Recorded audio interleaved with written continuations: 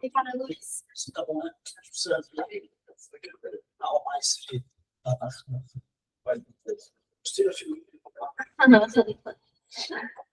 O almoço era um bando de comida, assim, daí tava. Esse eu achei mais nutricional. Bom, então, acho que todo mundo já conhece. Eu sou a Beatriz. E agora eu estou apresentando pela segunda vez como é eu. Estou um pouco mais calma, mas não muito. Então, o estudo que eu vou apresentar hoje é o estudo PRECISE. Ele teve a finalidade de comparar o efeito de a gente dar a proteína integral em altas doses comparada com a proteína integral, a forma padrão que a gente já usa. Ele foi feito na Bélgica e na Holanda. Esse aqui é o estudo, é do Lancet. Não é da Legend, que era o que estava escrito, inclusive eu até firmei uma luta com isso, é do Lancet. Esse foi o estudo. E eu vou falar um pouquinho do background, por que ele foi feito. Então, a gente sabe, está cansado de ouvir que pacientes críticos, eles têm necessidades nutricionais aumentadas, eles também têm um metabolismo aumentado, tudo isso propicia um catabolismo maior, e uma desnutrição, ela é rapidamente instaurada nesse cenário. A partir disso, os pacientes, no momento da alta, eles acabam tendo perda de massa muscular, uma fraqueza, e quando eles vão para casa, a redução de vida deles, de qualidade de vida deles é muito importante. Dessa forma, qual foi o racional desse estudo? Se a gente oferecer maior proteína integral para esses pacientes, será que o catabolismo diminui e assim o paciente receberia alta com uma qualidade de vida melhor? Não é a primeira vez que tudo isso foi levantado. Na verdade, é um hot topic até na UTI, que a gente fala bastante. Um dos maiores estudos que já foi feito nessa mesma abordagem foi o EFFORT, que ele comparava também, dava uma grande dose de proteína integral com uma padrão em pacientes de UTI.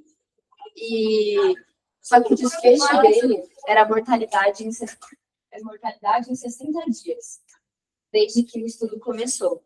Ao contrário do atual, que ele procurou desfechos mais funcionais. Ele queria saber se a gente desse proteína para essas pessoas, será que elas teriam melhores desfechos depois da alta, em 30, 60 dias? Então, essa é a grande diferença entre os estudos. Esse aqui foi um desfecho duro, de mortalidade, e o que eu estou apresentando agora ele é de funcionalidade mesmo. Então, qual foi a pergunta feita pelo estudo atual, que é o que eu estou apresentando? Se a gente der uma proteína integral melhor, de maior quantidade, será que a qualidade de vida relacionada à saúde e às desfechos funcionais em pacientes críticos que estão em ventilação mecânica, em comparação com a padrão, seria melhor? Essa é a pergunta do estudo que eu estou apresentando. Dessa forma, qual foi o desenho do estudo? Ele foi investigador iniciada, então não teve nenhum fundamento, nenhum financiamento de nenhuma outra empresa. Ele foi um estudo clínico randomizado de 1 para 1 para 1. Isso significa, separou em 2 grupos, então teve um grupo que recebeu o padrão mesmo e teve o que recebeu altas doses de proteína, só que dentro de cada desses grupos eles separaram em mais 2. Então, quem recebia o padrão recebia, por exemplo, A e B, e quem recebia altas proteínas era C e D, e eles fizeram a randomização dessas formas por blocos permutados aleatórios, com tamanho de 9 a 12 pessoas, e foi estratificado por sexo.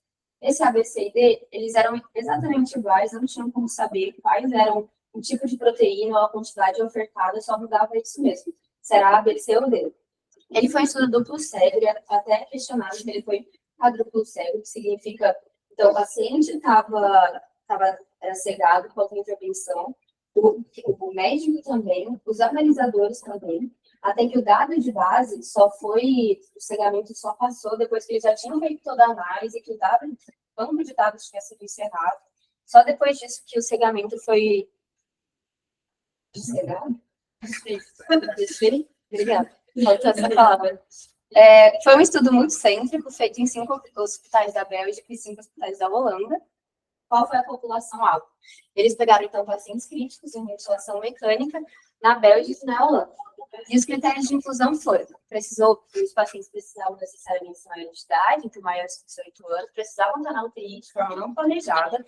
Então, por exemplo, eles excluíram pacientes cirúrgicos que eram pós-operatório, iam ficar breves momentos lá, e Então, eles só pegaram os pacientes que iam ficar internados por longos períodos e que também iniciaram ventilação mecânica dentro de 24 horas da admissão da UTI e que iam ficar pelo menos 3 dias na ventilação mecânica.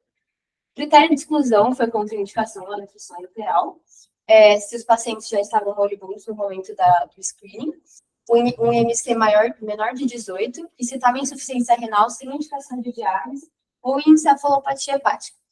Considerando tudo isso, eles miraram pacientes que estavam em risco de desnutrição, em risco de perda de qualidade de vida, em uma estadia longa de UTI em ventilação mecânica. Dessa forma, qual foi a intervenção?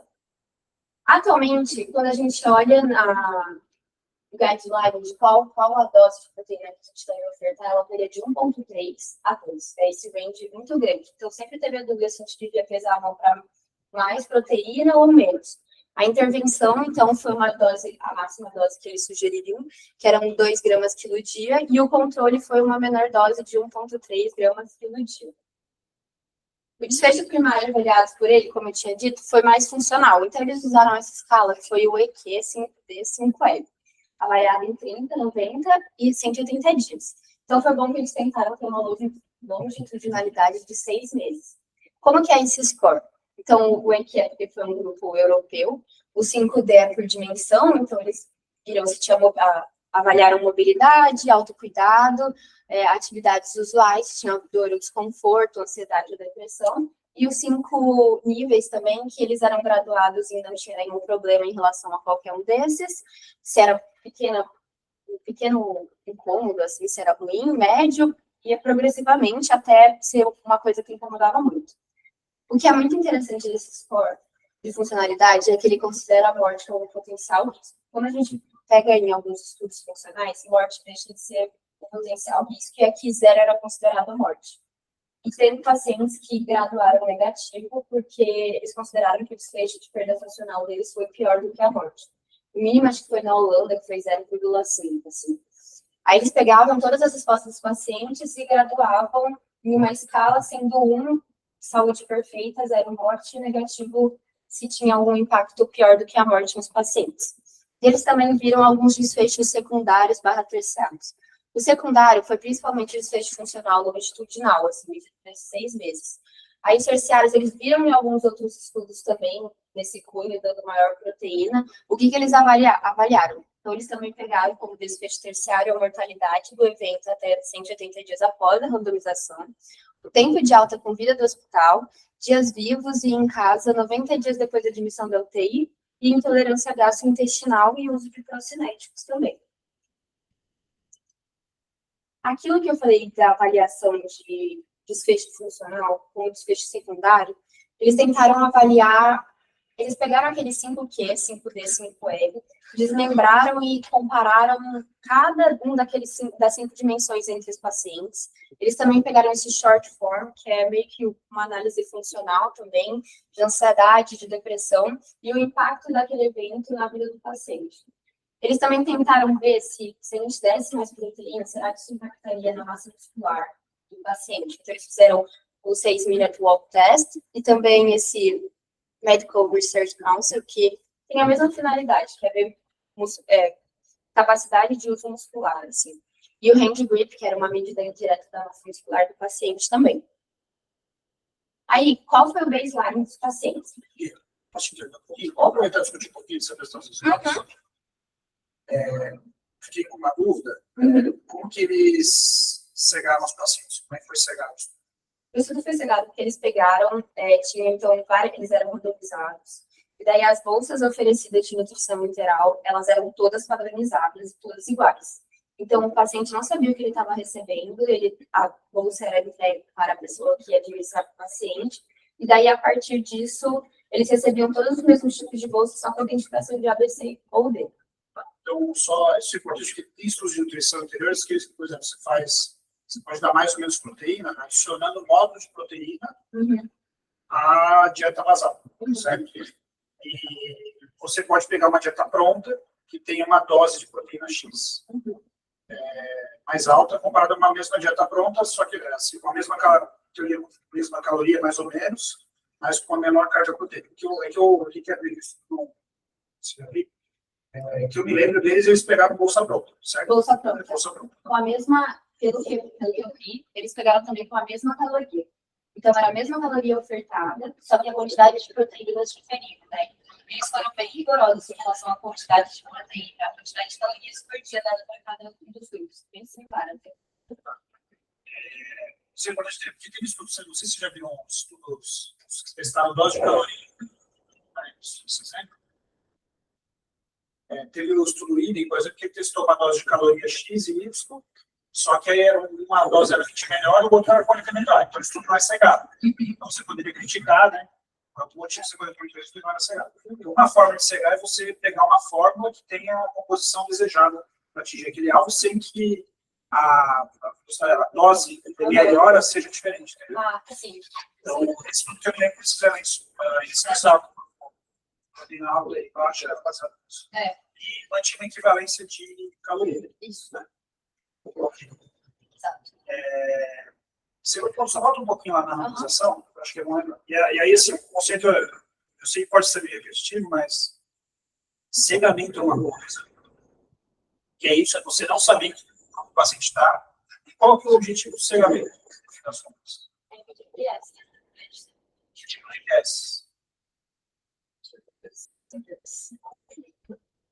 Seleção é o outro. É viés de performance, né, que você vai tratar os pacientes diferentes porque você soube em que grupo caiu. Esse é o objetivo do cegamento.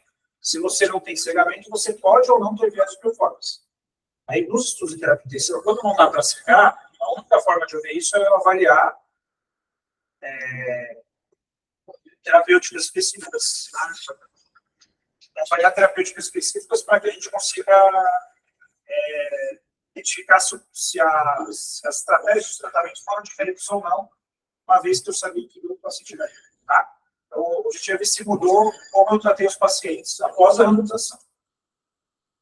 A randomização, ela tem ela serve com outro motivo, que é o quê?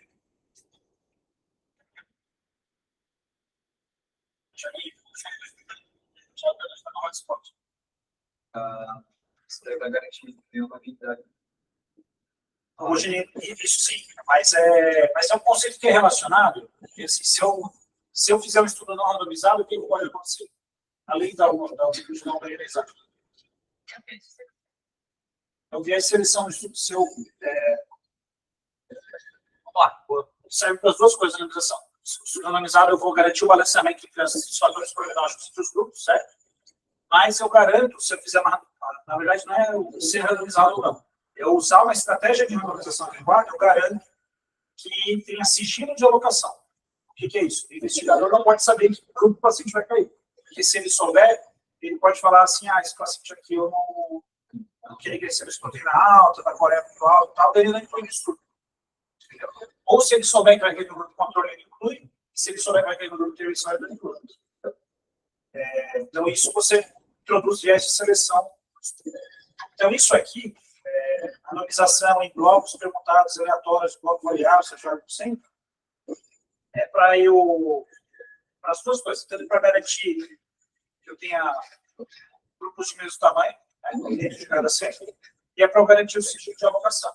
Mas as estratégias têm motivos diferentes. Digamos que eu soubesse, mas isso é mais para estudo aberto, né? Como é cegado, esse problema não existe tanto, né? Mas se fosse, por exemplo, os trabalhos de hipotermia, eles tiveram esse problema. Os primeiros trabalhos de hipotermia terapêutica não pararam. Porque hipotermia você vai ter que fazer, né? Então, então, se for um bloco de 4, imagina. Aí eu sei que o estudo são blocos de 4. E aí, 2 pacientes caíram no grupo A. O que vai acontecer com os 2 próximos? Vão cair no grupo B. O investigador sabe daquele 106 saudável é estratificado por 100 blocos de mesmo tamanho de 4. O que vai acontecer? Ele vai conseguir identificar. Então, você está introduzindo risco de seleção nesse estudo. Por isso que os blocos têm que ser de tamanho variável. Ao ser de tamanho variável, se for 4 ou 6, o investigador não cai. Não precisa ser nada demais, é 4 ou 6. Se cair 3 seguidos no grupo A, pode ser que ele veio de uma sequência anterior de 4, pode ser que ele esteja na sequência de 6, mas não tem como você saber na prática. Entendeu? Porque isso o tamanho do bloco é aleatório, E a sequência dentro do bloco também é aleatória, mas eu sei que no bloco de 6, vai ter 3 no grupo e 3 no outro. Mas se você faz blocos de tamanho variável, aí você garante o sigilo de alocação. Entendeu? Tá? E aí, por que a gente faz blocos quando faz estudo no centro? Porque eu quero que dentro de cada centro caia pacientes os dois, porque se eu fizer uma sequência de randomização simples única, pode acontecer lá, caso de no centro X cai todo mundo no braço de intervenção, no centro Y cai todo mundo no braço controle. Porque eu deixei o acaso desse tipo. Isso geralmente não acontece, mas isso pode ser problema. Tá? Então, por isso que assim, você faz uma sequência de randomização para cada centro. Ao fazer para cada centro, você tem que fazer blocos de tamanho variável para manter o sigilo de alocação. Entendeu? Então, são 3 conceitos interrelacionados aqui. Né? A randomização para garantir o balanceamento. Eu tenho que randomizar direito para garantir o sigilo de alocação, para não introduzir a seleção. E o cegamento é uma outra coisa. O cegamento é pós-randomização. Eu tenho que cegar para que não tenha viés de performance. Só exemplifica na dos textos. Caso ele vê que eles usam um sistema de web, que é interativo, às vezes você clica lá e outra no web ele faz. Isso é um sistema central de randomização. As randomizações que isso é caro de fazer. Então, às vezes você pode fazer randomização periférica ou local, que aí não tinha como envelope opaco. E aí, quando o envelope opaco, aí você fica... Mas, Thiago, assim, isso, a central não é muito cara, não. Porque hoje em dia, por exemplo, se você tem um handicap, a gente tem essa sorte, a gente coleta. Só que o difícil é assim, o handicap ele não faz a sequência de randomização. Alguém tem que fazer e botar lá. Entendeu? O que é mais caro, aí tem uma outra estratégia, a minimização. Que aí você... outra forma, quando você tem muitas variáveis prognósticas importantes e o estudo é menor, aí você pode selecionar 4, 5 variáveis para o estudo e mudando a probabilidade de ele cair em cada grupo. Em vez de ser 50, não sei, vai ser 60. Mas aí é um programinha que você vai botar lá, o paciente é idoso, homem, AVC, e não sei o quê. Aí, base nessas características, ele vai mudando a probabilidade de cair em cada grupo, baseado no que já foi incluído. Aí, esse sim é bem caro. Uma randomização central, porque você precisa fazer um programinha para fazer a randomização. Mas, assim, a randomização estratificada igual, não é randomização. Isso aí, alguém faz, uma pessoa observa, né? Bota lá no software e aí o negócio vai. Esse tem razão, o campo sempre é um problema, mas ele é uma estratégia válida, quando a gente lembra isso. Então, não sei se você já ouviu falar disso. Por que envelope opaco? Porque antigamente, quando começou a fazer isso, o pessoal botava uma folha, um envelope semi-transparente, então a pessoa podia olhar contra a luz e saber que grupo ele caiu. Então, precisa ser envelope opaco, que são esses envelopes marrons que a gente tem aí. É uma estratégia válida, mas ela é muito boa, por exemplo, se você fazer uma emergência de intubação. Aí chegou um paciente que vai ser incluído, você vai lá, só pega o próximo, puxa e vê que grupo é ele. Aí você não precisa entrar no software, porque é uma situação de emergência que seria realmente assim, está botando informação lá. Assim, eu acho que isso sempre vai, eu acho que isso talvez seja importante. E você trouxe o conceito do quadro para o cego. Basicamente, a gente fala isso tudo para o cego, mas você pode cegar o paciente, quem está cuidando dele, quem vai avaliar o desfecho, no seu caso, um desfecho funcional. Então, essa pessoa era cegada, não sabia que foi caído, e quem faz a análise. Tá? Então, você pode chamar de estudo do cego, que é a tradicional, mas o ideal é cegar todo mundo. Isso é quadro do cego. Por isso que você pode ter esse hoje. Você falou uma coisinha que eu entendo contigo, mas depois eu quero saber do papo simples. Não, falei. Agora que eu comecei a perceber que eu tinha dado uma invertida. Mas tá logo após... Fez lá. Exato. Aí você apresentou a escala, isso vai ser importante para o estudo. Eu posso ver isso. Aqui. Então, como é que eles calcularam a amostra desses pacientes para o estudo? Eles calcularam que para você ter a diferença, eles consideraram como clinicamente importante, seria de 0,06, e para isso, eles precisariam de 824 pacientes para ter um poder estatístico de 80%, considerando uma perda de 5%. Só que após metade da conclusão dos pacientes previstos, eles viram que tinha uma mortalidade geral maior do que o previsto. Eles fizeram testes de segurança, viram que não estava relacionado com a oferta da proteína que estava sendo entrega de pacientes e ajustaram o cálculo amostral para 935, mantendo o mesmo poder estatístico. Aí, qual foi o baseline desses pacientes que foram captados para... Então, como eles conseguiram esses 935 pacientes? Eles pegaram e viram que 4.306 pacientes eram elegíveis, só que desses, 1.116 não foram randomizados, sendo que alguns foram porque não foram reconhecidos, outros porque tinham uma limitação logística, não tinha staff suficiente para isso também, e para você, considerando nossos pacientes estavam em ventilação mecânica, era necessário, às vezes, que um parente próximo, alguém próximo, dissesse qual era a funcionalidade dele prévia. Por isso que alguns que não tinham essa possibilidade foram excluídos também. Estavam em outros estudos e também tinha algumas limitações logísticas. E 2.255 desses que eram elegíveis foram excluídos devido aos critérios de exclusão. Por fim, eles randomizaram 935, que foi planejado. Desses, 465 foram para proteína padrão e 750 foram para proteína de doses aumentadas. Dos 465, apenas 463, a maioria, 463 receberam a intervenção.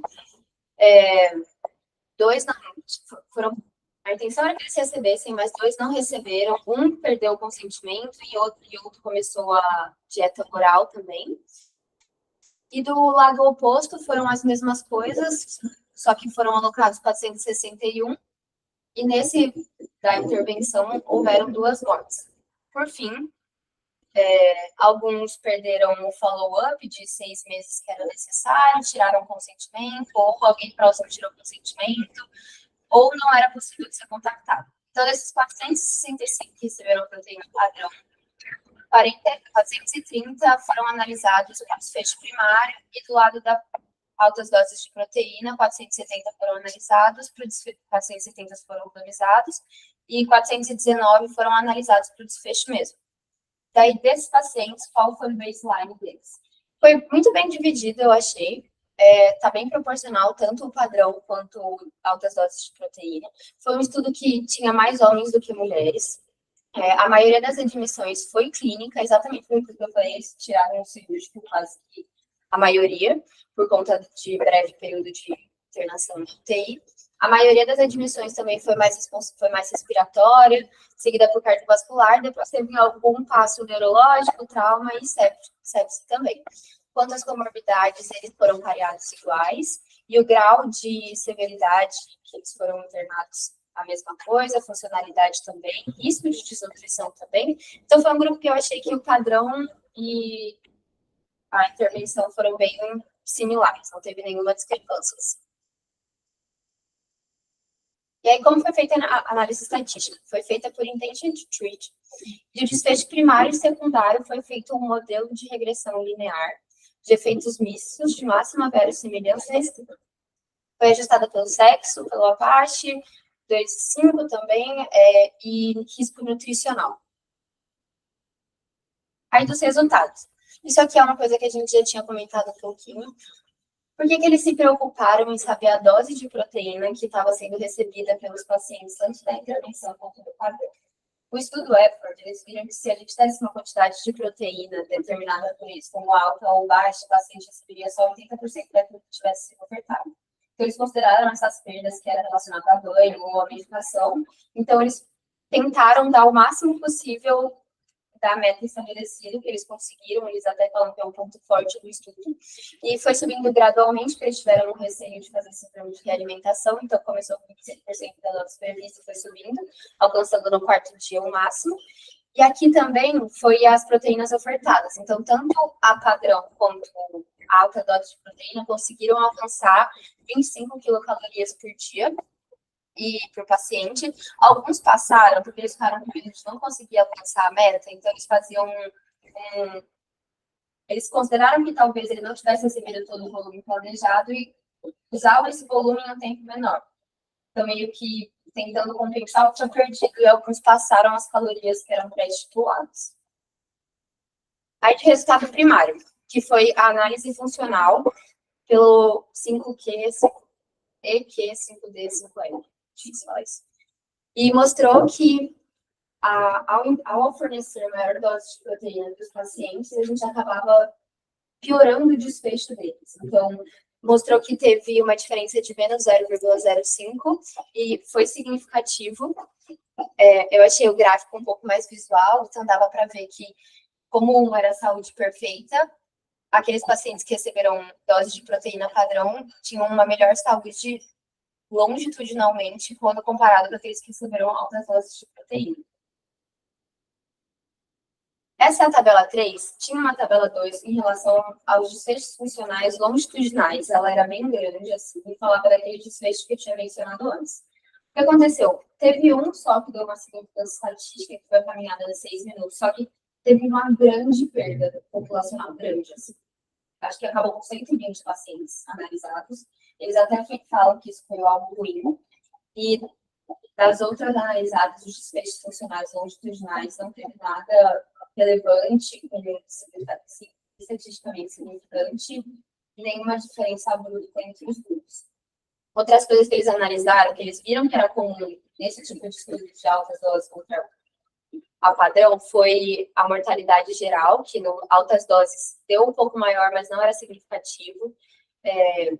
Então, pneumonia também, infecções relacionadas à UTI, ECMO, insuficiência renal, disfunção hepática. A única que realmente mostrou que altas doses de proteína eram ruins foi o desfecho gastrointestinal. Então, teve maior intolerância dos pacientes que receberam proteínas maiores do que o usual e também maior uso de procinético pelos médicos nesse tipo de paciente que receberam proteínas em doses maiores. O desfecho de segurança, como eu já tinha mencionado aqui, a mortalidade geral, ela foi que aqui está como probabilidade de sobreviver. A proteína padrão, a dose padrão de proteína foi um pouco superior, mas tanto a mortalidade quanto a probabilidade de receber alta viva não foi estatisticamente significativa. Eu sei que não pode falar tendência, mas visual, assim, parece que bom de dar o proteína ok, né? E daí os pontos relevantes que eles falaram. A análise pós isso, então, após a análise, mostrou que aqueles que receberam altas doses de proteína tiveram um P significativo para um tempo de alta, até o tempo de alta foi maior do que recebeu proteína em maiores quantidades. E na análise de sensibilidade pré-planejada também, o risco de mortalidade geral dos pacientes com altas proteínas também foi maior, foi de 0,42, que eu tinha dito, para 1,24 nessa pós-análise, significativo também. E fizeram análise de subgrupo, que mostrou que oferecer mais proteína era maléfico para mulheres que estavam com a disfunção clínica. E outro ponto legal é que no estudo EFFORT, mesmo que a mortalidade não tinha dado significativo, eles viram em análise de subgrupo que quando a gente dava uma proteína em maior quantidade para pacientes com insuficiência renal, o desfecho era pior, e para paciente que também estava com sepsis, o desfecho era pior. Aqui, eles não viram isso, só que eles também não foram tão criteriosos igual o EFFORT. O EFFORT fez um esforço para medir direitinho a insuficiência renal, acompanhou por 7 dias como é que isso ia progredir, e aqui no estudo que eu estou apresentando, o PRECISE, eles só viram que tinha insuficiência renal e viram se tinha alguma coisa que a proteína em maior quantidade ocasionaria. Então, acho que apesar de ter dado diferente, ainda é mais relevante do EFFORT. Aí, algumas limitações. Então, eles tinham visto que o número populacional para dar uma diferença clínica de 0,06 era 935 pessoas, eles não alcançavam. Isso eles falaram que era significativo, 0,06. Aqui a gente viu que deu 0,05. Só que daí eles advogam que 0,04, 0,07 é significativo, então eles consideraram como um efeito negativo. Eles consideraram que deu certo esse estudo. Assim. Não foi ajustada para caloria não nutricional, então eles não consideraram propofol ou outras medicações que tinham calorias também. E a longitudinalidade, que seria algo muito bom, que conseguiria ver se a funcionalidade melhorou, ocasionou muita perda de dados. Então, por exemplo, principalmente se fossem testes físicos, porque os outros você conseguia fazer pelo telefone, mas os testes físicos teve grande perda de dados. De pontos positivos, ele foi, então, um duplo cego, randomizado, foi multicêntrico, a quantidade de proteínas propostas e entregadas foi boa, o paciente relatava funcionalidade, então não era algo assim tão... era algo mais subjetivo, e a mortalidade foi incorporada como um potencial risco. Então, vendo esse estudo, qual a conclusão que eu cheguei, a gente pode chegar, assim? Que em concordância com o effort que avaliou o desfecho de mortalidade, aqui, considerando um desfecho funcional, a oferta a mais de proteína não parece ser benéfica. Então, parece adequado manter uma oferta de proteína padrão em pacientes críticos ventilados em UTI, já que não teve nenhuma melhora da sua funcionalidade ou desfecho de qualidade de vida dentro desse período observado. E foi isso.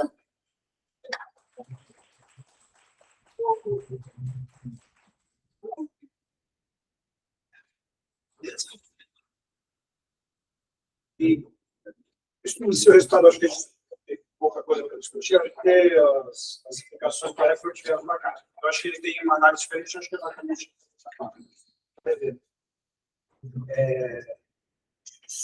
Bom, do desfecho primário, como é que você classificaria esse desfecho? Tipo de variável que é?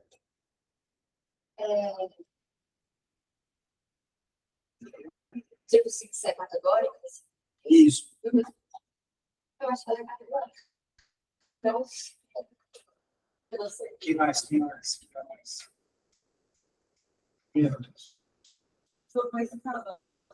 Mais caro, então. Variável quantitativa. E é no fim, essa escala, bom, ela não é uma quantitativa contínua, porque ela não é uma escala, você tem intervalos ali de 0 para 1, por exemplo, mas você vai poder analisar como se fosse uma quantitativa contínua, entendeu? E quando eu vou analisar um desfecho que é uma variável quantitativa contínua, qual que é o método de análise que a gente faz habitualmente? Fazer uma análise bem simples. A nova é uma possibilidade quando você tem mais de 2 grupos, mas você pode fazer quando tem 2 grupos também. É uma forma de analisar. Tá? Correlação é quando você quer analisar uma contínua contra um contínuo.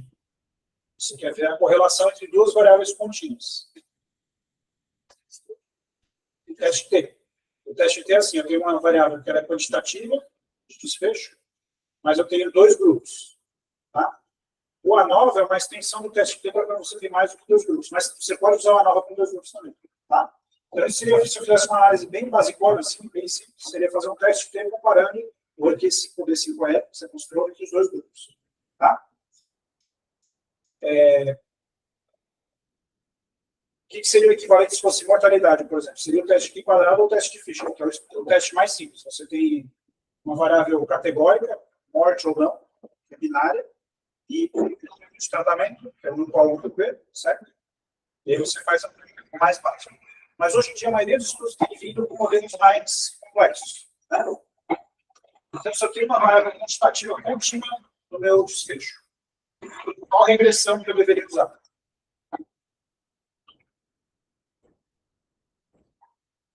Se eu quero usar modelos de regressão. Porque o modelo de regressão tem que ser assim, vocês não precisam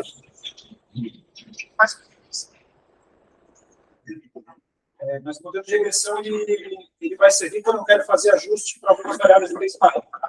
Tá? Então, quando o desfecho é mortalidade, a gente vai fazer uma regressão. Tá? E para um desfecho como esse, o que eles usaram? É um modelo misto, mas era um modelo linear. Uma regressão. Então, a regressão linear serve quando eu desfecho quantitativa contínua. Tá? Se a variável desfecho for uma variável quantitativa contínua, eu posso usar a regressão linear. E do outro lado da equação, eu posso ter qualquer tipo de variável. Eu posso ter uma variável binária, pode ser uma variável contínua, eu posso botar qualquer coisa para fazer esse ajuste. Então, para vocês entenderem como que é a equação na prática. Na regressão linear, eu pego o meu desfecho a variável. Eu tenho um intercepto. Tá? Aí eu tenho o beta 1x1. Eu tenho beta 2 x2. Esse aqui, gente. Tá? Nesse caso,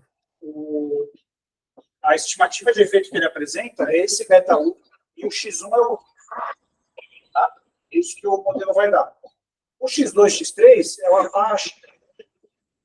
Você falou lá que estava o Apache, né? O que mais tinha de ajuste? Sexo. O Apache é uma variável contínua. Então, você pode botar aqui. Sexo é uma variável categórica.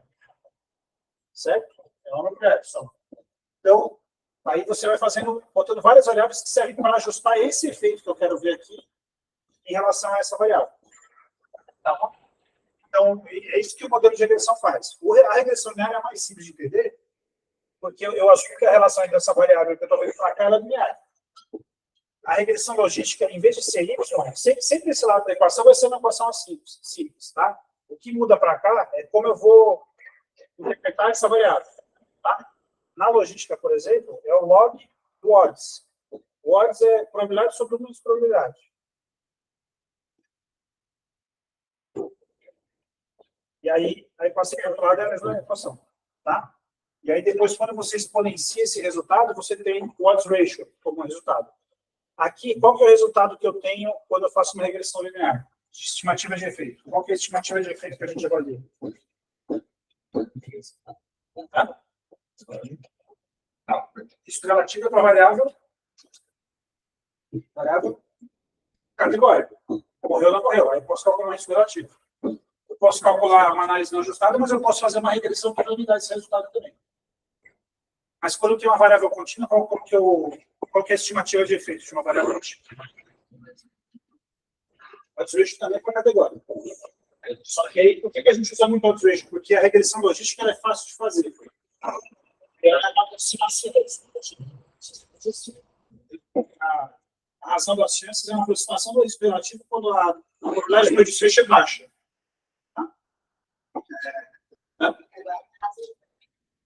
O hazard ratio do seu estudo teve, mas isso é análise de sobrevida, é outra coisa.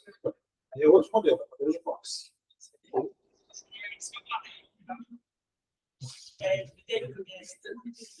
Você está querendo falar. Mas se o padrão é uma característica de cada grupo. Eu quero saber da diferença entre os grupos. Quando eu vejo, por exemplo, mortalidade, eu quero saber ou a diferença dos riscos ou o risco relativo. Eu acho que você vai entender também, mas não é diferença das médias.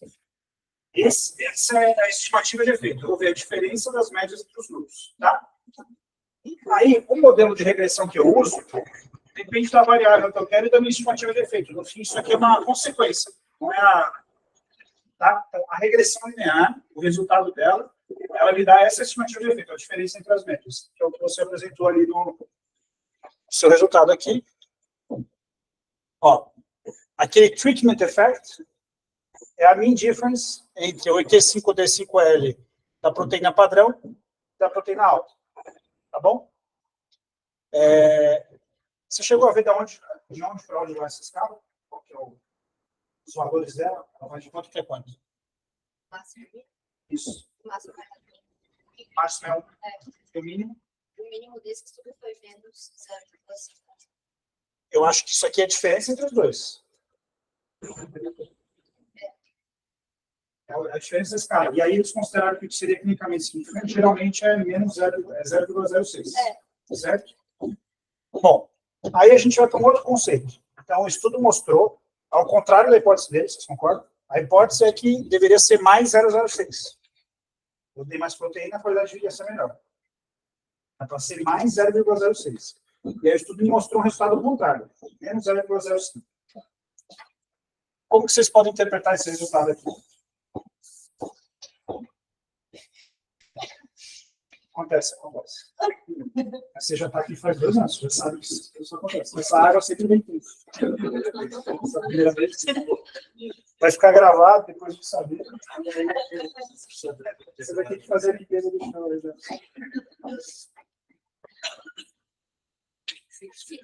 Se você oferecer proteína em quantidades maiores do que o padrão, isso ocasionaria uma perda de velocidade.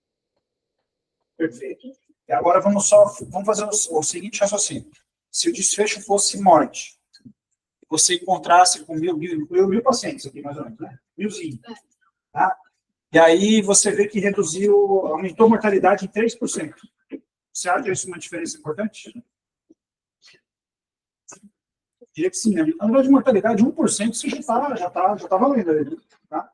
Só que para você encontrar 1% de diferença, tem que ser um N grande, ou tem que ter muito evento para acontecer.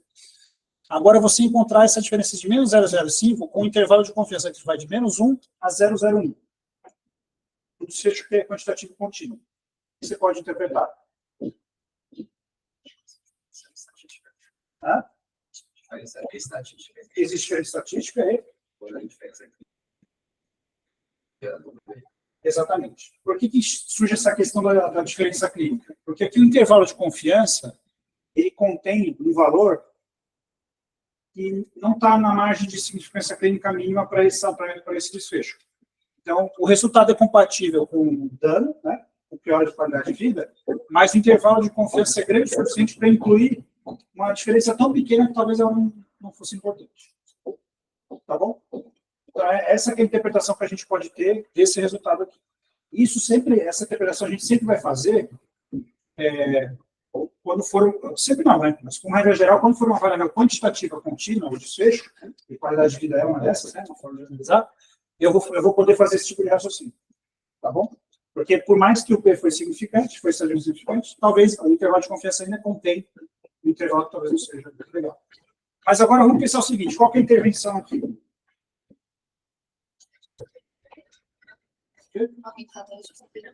Aumentar a dose de proteína.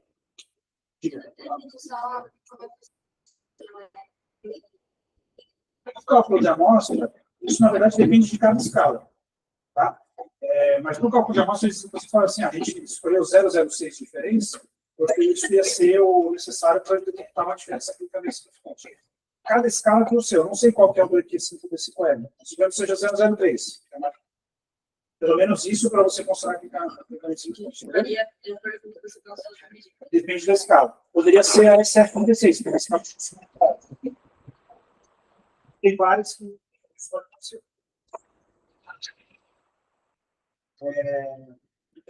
Mas, de qualquer forma, assim, quase foi certo. Chegou próximo do não clinicamente significativo. Onde é que eu estava? Aí o próximo passo, beleza.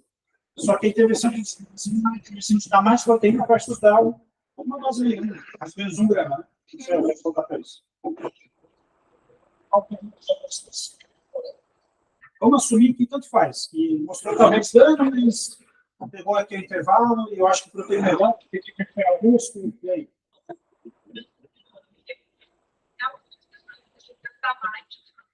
Você vai gastar mais?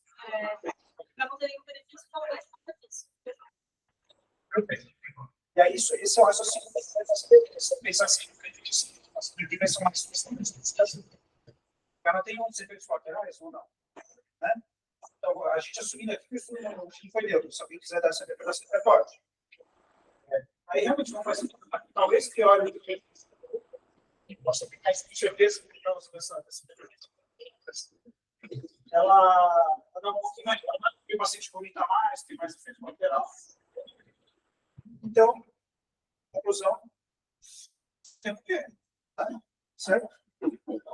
E aí, isso eu já falei para vocês terem um editorial bacana na Jama, ele fala que se tem prevenção, uma intervenção mais leve, aí você pode levar isso em conta também, isso é uma intervenção mais fácil de fazer. Então, pode ser uma coisa que é muito cara, etc.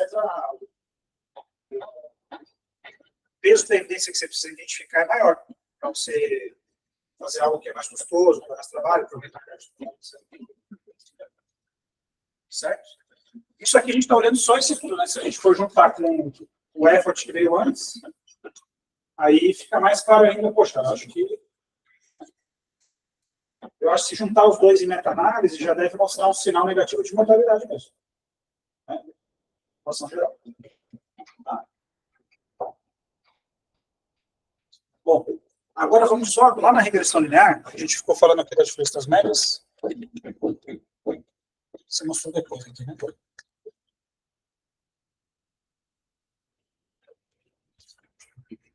A máxima verossimilhança restrita, esqueça isso aí, tá? É como o computador faz o negócio lá. Quando vocês veem efeitos mistos, o que isso quer dizer?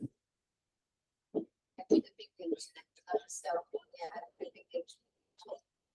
Mas a gente ainda vê É uma forma de fazer, você pode ver a mesma coisa ao longo do tempo, mas aqui eu acho que não é isso. Eu acho que ele botou efeito misto para ajustar para o efeito do centro. Será que não foi isso? Eu não lembro agora, porque está no modelo. Porque o modelo misto, você pode servir para as duas coisas. Você pode pensar assim, deixa eu dar um passo para trás. Toda vez que eu faço esses modelos, tem um pressuposto básico que a gente chama de pressuposto da independência. O que é independência? Eu vou analisar o mesmo paciente mais de uma vez. Tá? Se por alguma acaso eu analisar o mesmo paciente mais de uma vez, eu tenho que levar isso em conta na análise. Tá? Então, porque esse paciente ele tem a tendência de ter um resultado mais próximo, né, do que se eu comparar pacientes diferentes. Então, eu tenho que levar isso em conta na análise. O jeito de eu fazer isso é com modelo misto. Isso a gente faz para quando tem variáveis repetidas, como você falou. Um outro motivo para você fazer isso é você assumir que eu tenho um efeito no centro. Que os mesmos pacientes que estão na mesma UTI, eles têm desfechos mais próximos porque uma UTI é melhor que a outra. Ou pode ser pelo case mix, qualquer outro motivo. E aí você pode botar um efeito randômico do centro, para corrigir para esse efeito do centro. Tá bom? Você está fazendo isso. Então, aqui para mim não ficou claro se é para ver ao longo do tempo ou se é para ver o efeito do centro. Eu acho que é para ver o efeito do centro, porque você só apresentou o resultado lá de 180 dias. Tá bom? Certo? Isso aqui vem um palavrão. Mas no fim, assim, é uma regressão linear, que a minha variável, do lado esquerdo da equação, uma variável quantitativa contínua, do lado direito eu tenho a minha variável de exposição, proteína não, e variáveis de ajuste adicionais na equação. Entendeu? Para eu ajustar o efeito. E esse gráfico aqui serve para quê? Qual é o objetivo? Fala para você. Como funciona? Diferença estudo da oferta do tempo, separação do. Perfeito. Então, essa é a palavra-chave, as duas palavras-chave, né? Esse gráfico é para mostrar a separação fisiológica entre os grupos. Porque pode ser que você desenhe um estudo lindamente, aí o que aconteceu de fato é que os grupos foram iguais. Sei lá, por algum motivo, o grupo proteína padrão receberia a mesma dose de proteína que o grupo proteína alta, entendeu? Não foi o que aconteceu, né? Então, a proteína padrão recebeu uma dose padrão, subiu devagarzinho, chegou aqui em 1,2, mais ou menos, né? A média foi 1,19 para o padrão e para o alto proteína foi 1,87. 1,87, tá bom. Então, a ideia disso aqui é justamente mostrar isso. E como é que a gente interpreta isso aqui? O que é essa barrinha do meio? A caixinha.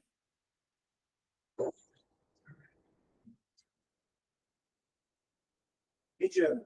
O que é a mediana? É o valor do meio da distribuição completa daquele dia, no caso. Tá? Então, geralmente, o que eu tenho que olhar aqui é olhar muito a mediana, se a mediana foi mudando. Tá? Então, no D1 a mediana foi muito parecida, no D2 separou já, então virou 1 versus meio, no D3 virou 1,5 versus 1, e do D4 em diante aí virou 2 versus 1,2. A mediana. Tá? A parte de cima e de baixo da caixinha é o quê? É o P25 e o P75. Tá bom? Os percentis. Isso aqui, por exemplo, se eu for fazer uma meta-análise, você pode extrair esses dados dessa figura. Bom, você tem o eixo Y lá, você pode extrair as medianas e os repartistas. E esses rabichos aqui depois? Aí depende. Pode ser valor máximo e mínimo, mas não necessariamente. Tá? Geralmente é um valor acima de cada um. Aí, cada software tem um jeito de fazer esse cálculo.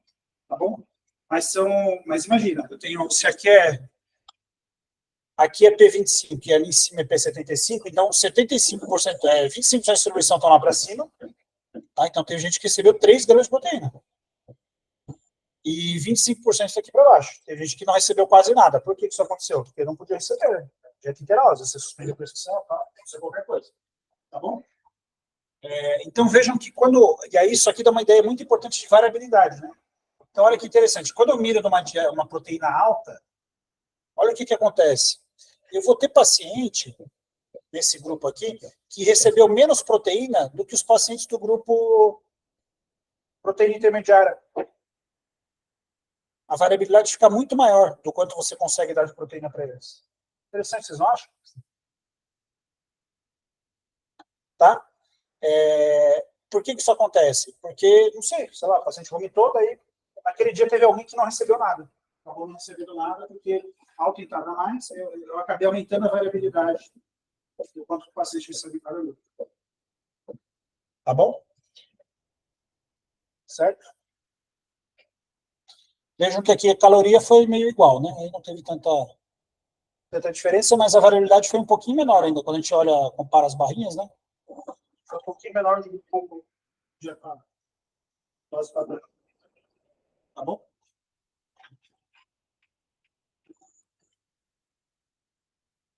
Ah, que legal. E aí aqui eles fizeram análise, né, dia a dia, momento a momento. Aqui sim faria sentido o modelo misto pensando o paciente como efeito randômico, paciente, porque ele foi seguido mais de uma vez no tempo, tá? Mas daí ele mostrou a diferença final lá no final, né? 6 meses, tá?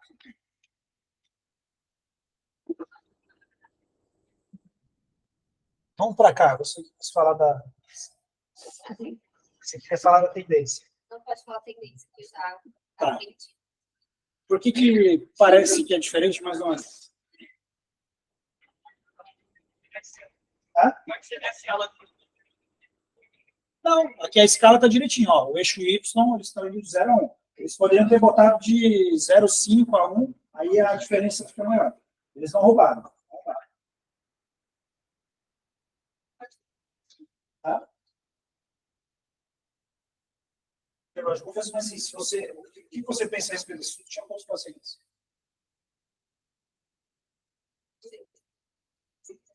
Aos 150, mais ou menos, né? Pacientes em cada grupo. Olhando isso aqui, esse estudo ele tinha poder insuficiente para ver uma diferença de mortalidade entre os grupos.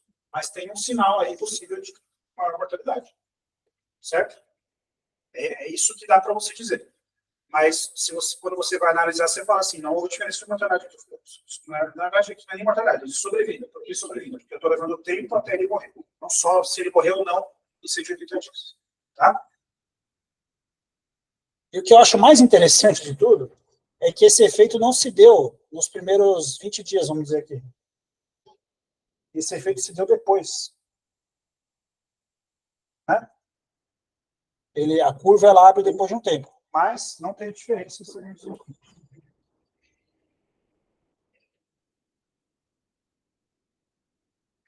Qualquer dia disso. Como é que é?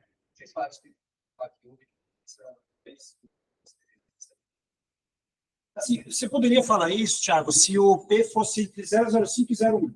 Essa interpretação, especialmente os britânicos, eles aceitam essa interpretação.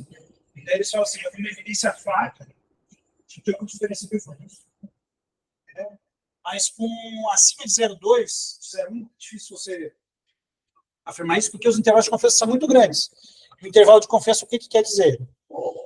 Que o resultado é compatível com o benefício e é compatível com o malefício também. É isso que ele quer dizer, o intervalo de confiança. O resultado é compatível com as duas coisas. Tá? Agora, se fosse assim, 0,99 a 1,4, impede 0,06, aí você poderia falar assim, teve uma evidência fraca de malefício. Você poderia ser um pouquinho mais categórico. Entendeu? Quem tem que incorporar essa interpretação? O grade, que é lá da sistemática, eles têm essa interpretação. Eles falam se evidência fraca ou forte para avaliar a imprecisão. A imprecisão tem a ver com o intervalo de confiança. Quanto mais estreitinho, mais preciso. Se não contempla a unidade, você fala em evidência forte. E se contempla a unidade, mas assim, esse 0,99, 0,02, você pode falar em evidência fraca. Entendeu? Tá.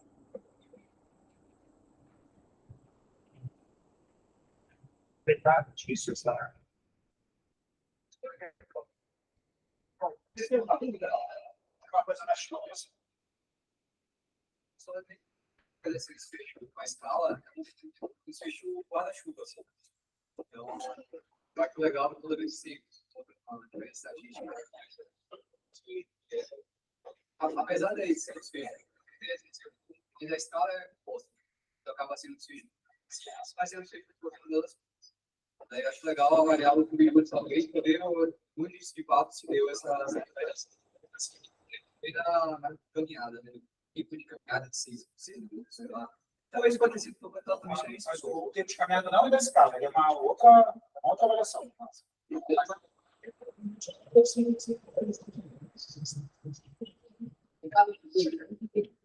Só analisar isoladamente. Não, tá. Eles colocaram na Apex. Ah, tá. Esse não consigo acessar. Ah, eu consegui acessar. Eu olhei, não tem como geralmente é estatística. Em cada subgrupo não tinha diferença. Ah, tá aqui. Ah, aqui. É legal ver. Tudo bem, Eu achei que vocês iam perguntar mesmo. Tá aqui. Aqui. Ah, tá bom. Então, tira o... Peraí. Mas eu não sei mexer no campo. Eu tiro.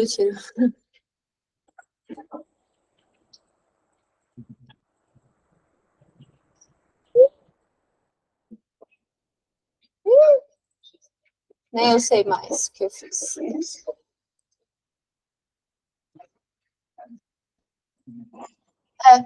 Tem que ser isso. A gente vê aí mesmo, tudo bem. Tá bom. Ele Desculpa. vai... Não, beleza, a gente vê aí.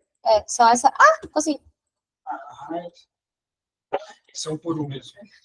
Ó, o PowerPoint é mais esperto. Esse negócio. Agora aqui para a Microsoft ser melhor. Né?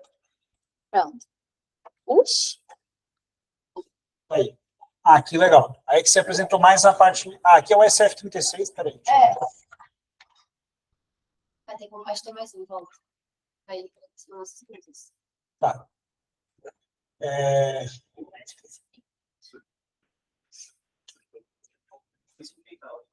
O SF36 é uma outra escala.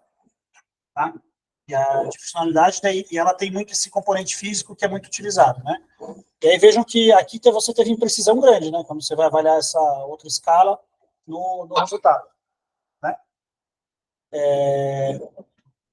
Aí tem o componente mental, e aí isso aqui é bacana também. Você falou que eles avaliaram outras duas coisas. Você falou usar a escala Hartz para avaliar o quê? Que é essa daqui, ansiedade e depressão. Houston Anxiety and Depression Scale. Tá?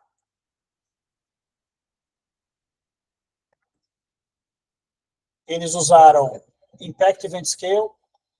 Você falou que é para avaliar o impacto. Impacto do quê? O que é isso aqui, essa escala? É o impacto do evento que a gente estava considerando. Nós perguntamos para o paciente se aquele evento qual foi o gerado. Isso, e o evento aqui é internacional TI, na verdade. Mas essa escala é uma escala de quê? Qual construto está trabalhando? De transtorno de estresse pós-traumático. Tá bom? É uma escala validada para avaliar transtorno de estresse pós-traumático.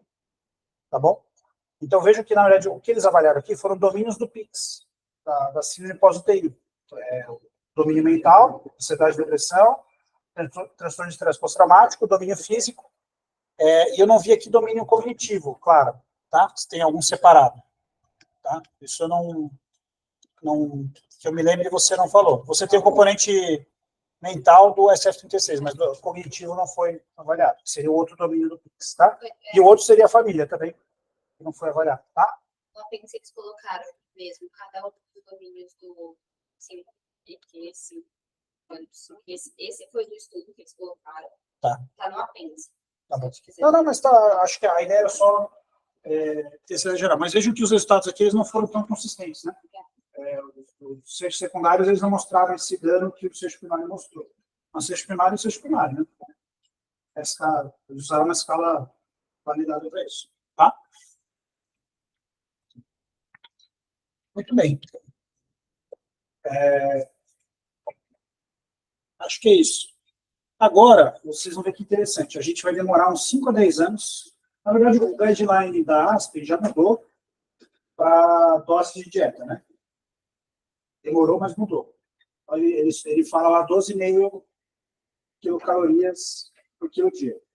Bota 12,5 a 25. Isso é tá? Mas ele fala assim, você não precisa atingir a meta calórica de 25 desde o começo, que sempre foi a recomendação. Proteína, a recomendação é 1,2 a 2. Mas com base nesses estudos, a recomendação deveria ser 0,8 ou 1,2, sei lá, porque é a dose que eles acabaram recebendo aqui. Você fala assim, tenta mirar em 1,2, mas dando um pouquinho, tá bom. E por quê? A gente se baseou muito em estudo observacional, com um monte de problema, que mostraram que quem conseguia receber dieta proteína de 2 gramas, que é melhor do que quem não conseguia receber. Vocês viram como eu falei essa frase? Quem consegue receber. E realmente quem consegue, ele está melhor. Por isso que ele acabou recebendo uma dose mais alta. Quem não consegue, vai pior, porque ele simplesmente não consegue mais esse peito. Porque se você está num centro que as pessoas querem chegar em 2, eles vão tentar chegar em 2 em todo mundo. Você vai uma análise daquele centro, quem chega em 2 vai melhor do que quem não chega em 2.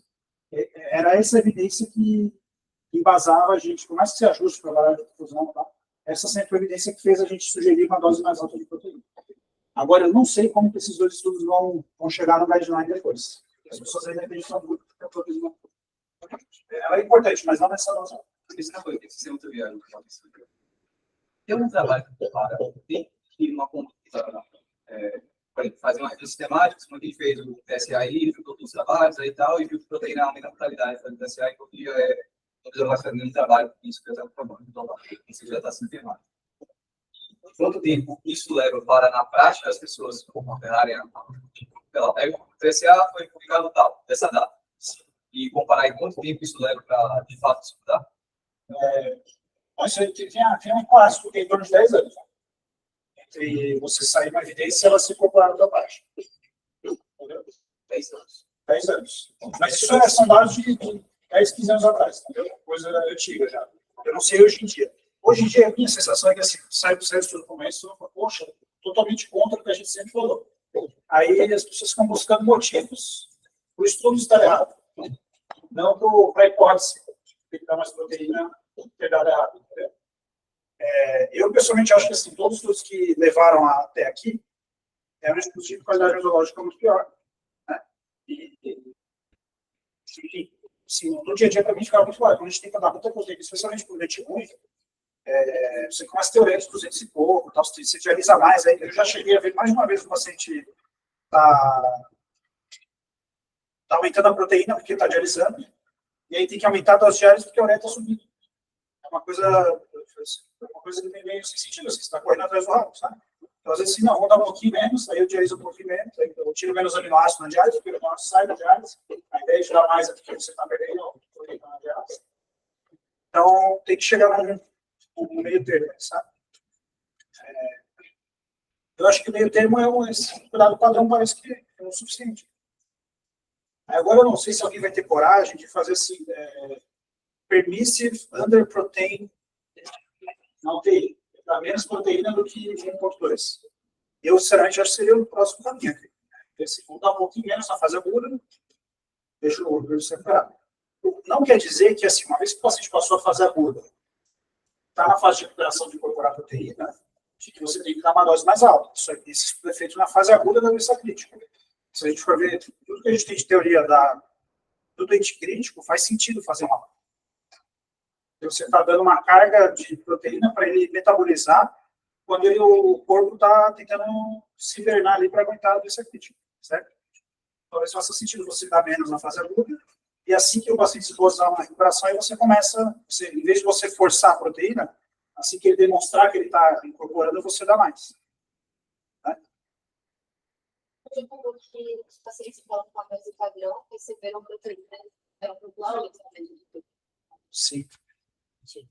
Talvez menos seja. Mas aí vem essa crítica, né? Você comparou 0,8 com 2. Aqui não, aqui comparou 1,2 com 2. E o sinal foi o mesmo. Então, normalmente é o 2 que faz mal, não o. Sim. Se a gente entender que. Mas isso aqui, gente, é um dogma. Quando a gente estuda nutrição do paciente crítico, é um dos dogmas da terapia nutricional. A gente tem que dar mais proteína, porque o paciente está perdendo massa muscular, então tem que dar mais para compensar. Eu acho que agora a gente tem 2 estudos grandes mostrando que não. Você não consegue compensar dando mais proteína.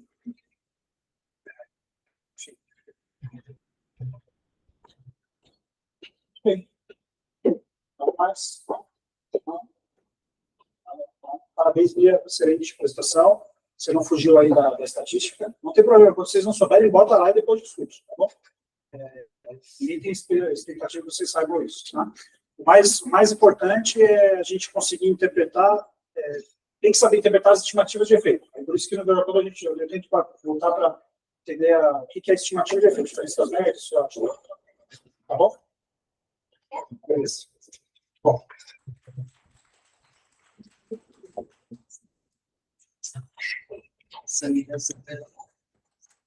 Eu, Júlia, deixa eu te perguntar. Eu tenho uma dificuldade muito grande com análise estatística.